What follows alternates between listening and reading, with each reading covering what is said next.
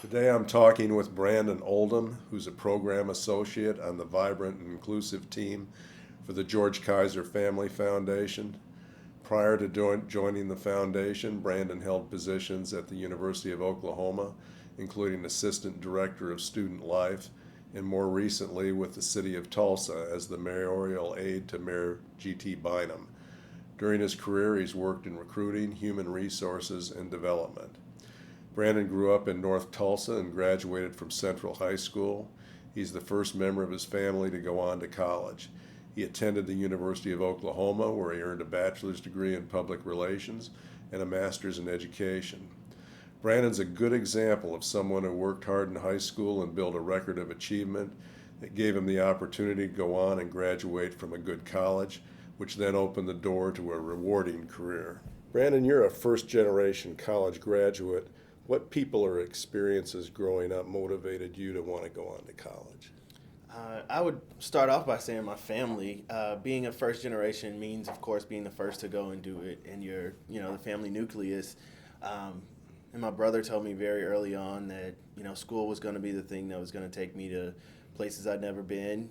My mom was very supportive, my stepfather, as well as a slew of teachers, just mentors that just really poured into me and told me not only was education going to be something that I could use as a tool, but I had the skills and abilities to go and really take advantage of those opportunities. Well, it actually started, Mr. Hunt. He was Okay. Mr. Hunt, James Hunt. He was the first, my only counselor there at Central.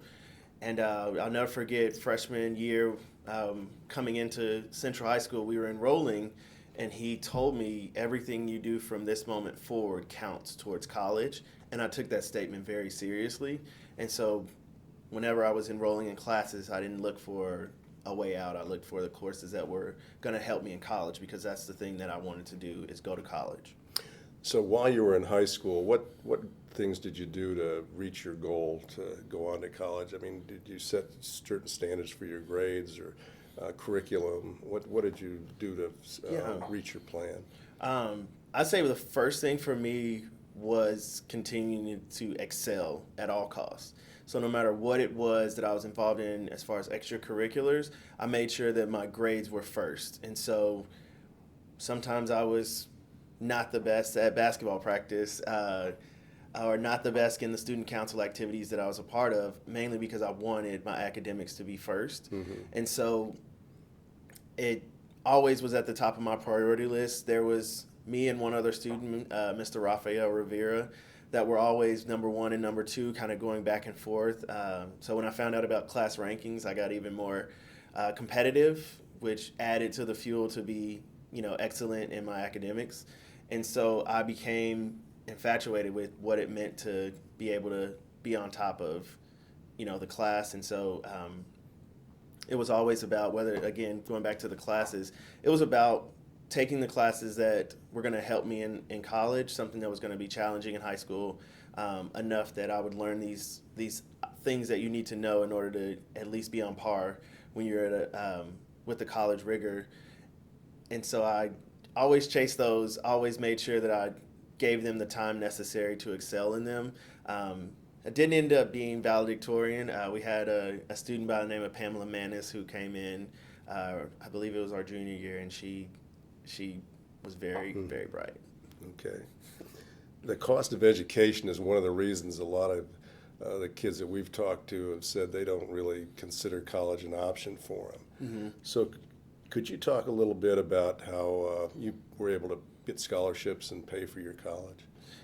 Absolutely. That's something that, we talk about being a first generation college student, and that's exactly what it is that sticker shock sometimes. I was infatuated with Duke University and just wanted to go to Duke. I knew didn't want to play basketball in college, but I did want to go to Duke because of their basketball program.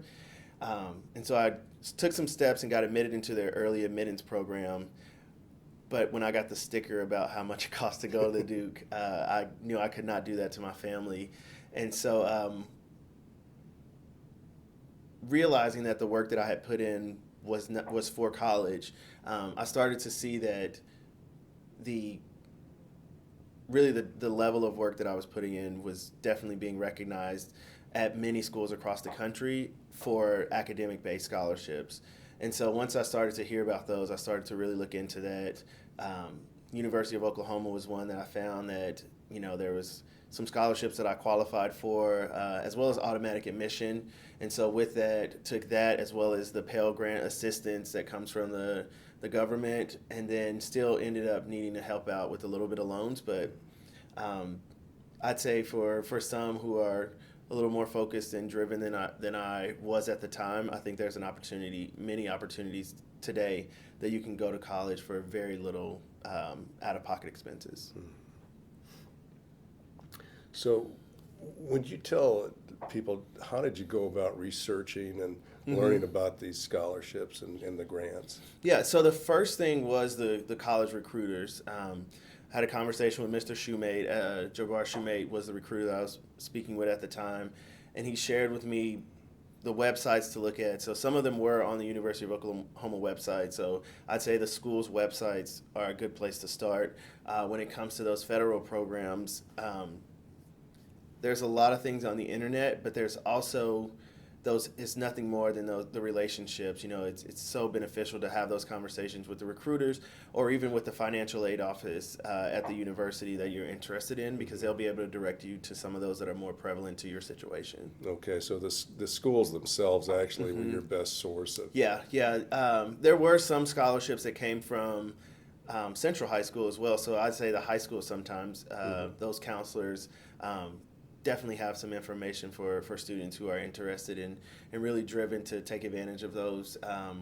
I was not so fortunate to become a GATE scholar, but that was one that a lot of my teachers and counselors talked to me about.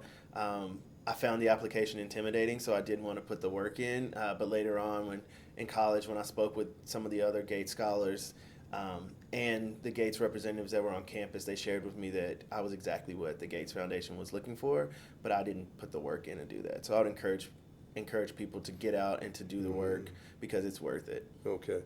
You had a chance to go to a number of different colleges. What made you choose OU?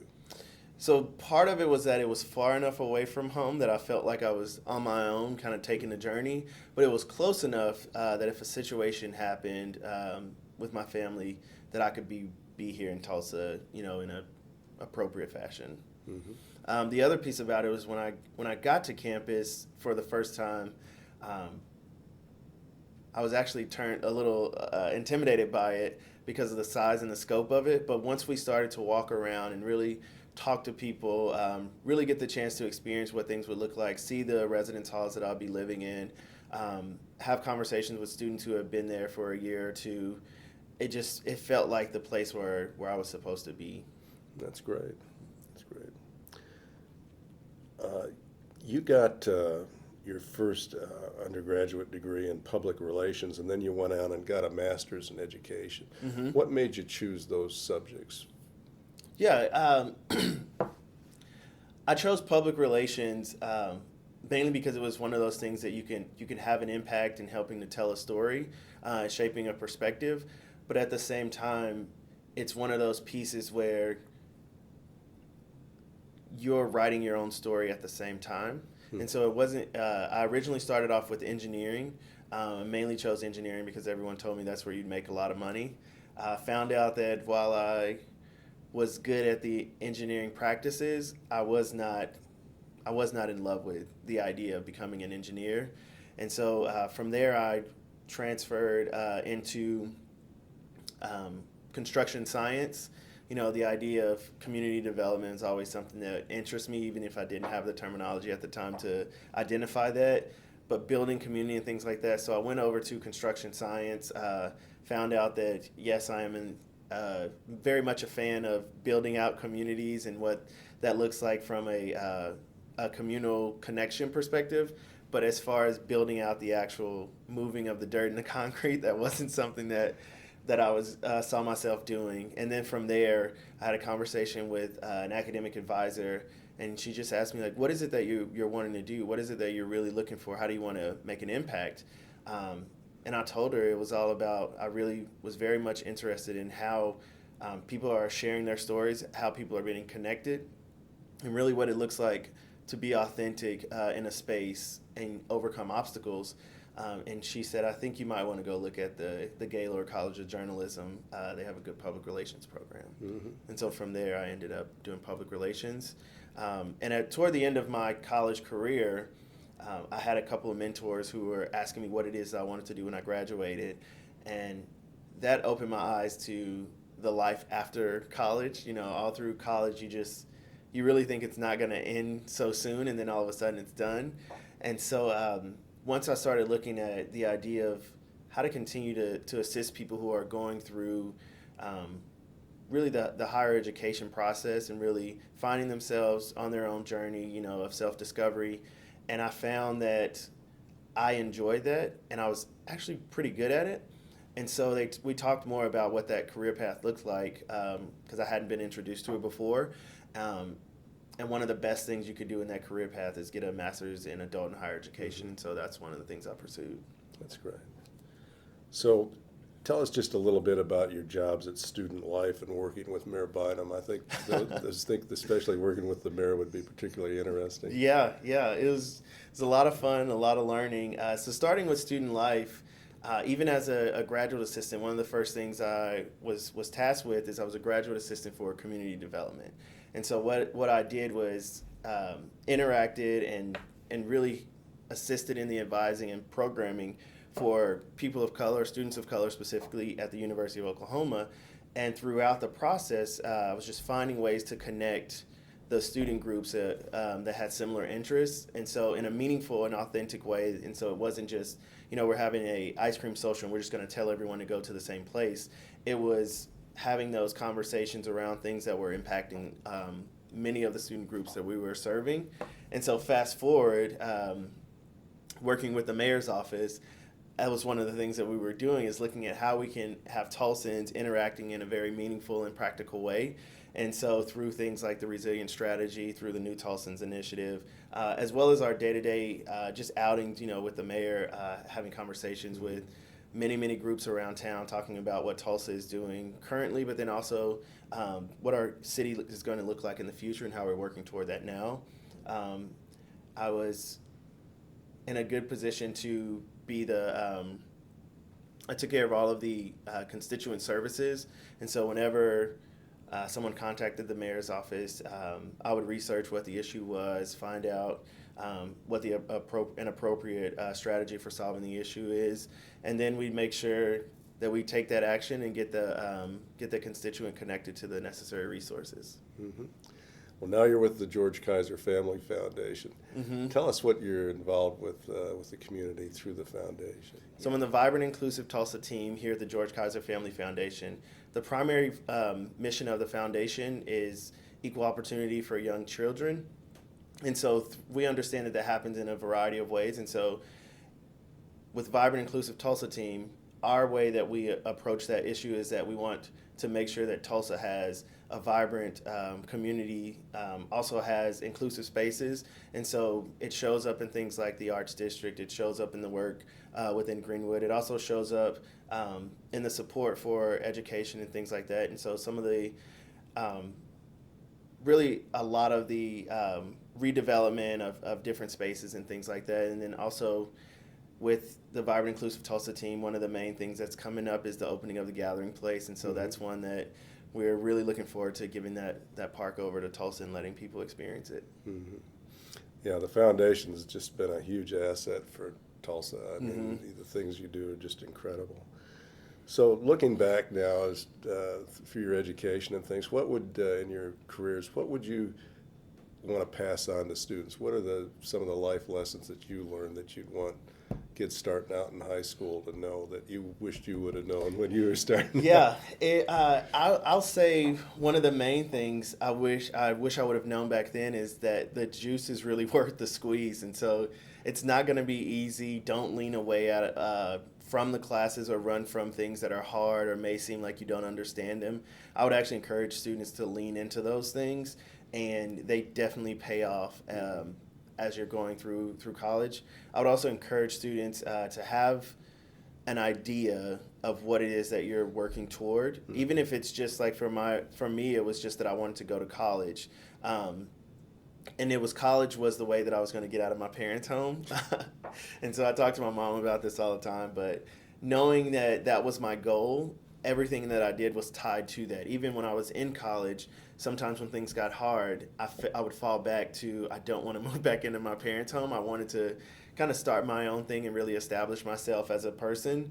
And so I would encourage people to have something that is your North Star and use that. And even if it changes along the way, but have something that you believe in and that you're striving and fighting for, because otherwise it may be tougher to make those decisions in the moment to do the thing that you believe is necessary and you know is necessary to take you to those goals. Mm-hmm. One of the things that our friend George Lee used to say was good grades are like money in the bank.